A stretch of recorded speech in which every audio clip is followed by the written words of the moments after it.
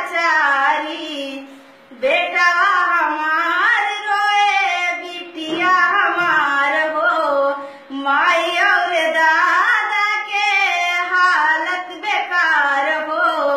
कैसन जुलुमा कैला भारी ये मोदी तू ता कैला अत्याचारी। रोवे गरीब दुखियारी ये मोदी तू ता कैला अत्याचारी।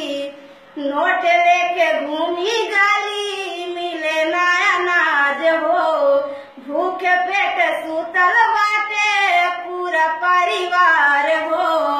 कंचना पे विपत पड़ल भारी ये मोदी तू ता कैला अत्याचारी।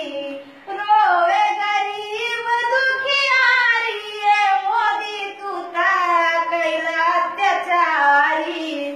का कहीं कैसे कहीं आज के विपतिया, सोचले न रहल केहू आज के हालतिया।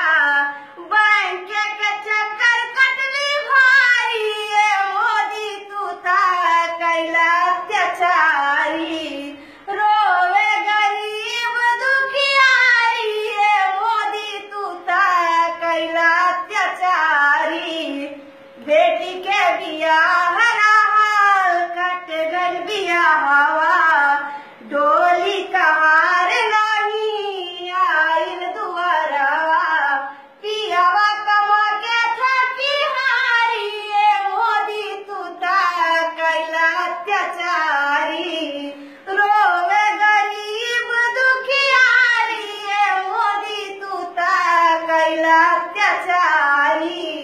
सास हमार पारी गरीलिन बीमार हो, सासुर के हालत आज हो गई खराब हो। काला धन पे सूते रजवाड़ी ये मोदी तू ता कैला अत्याचारी। रोवे गरीब दुखियारी ये मोदी तू ता कैला अत्याचारी।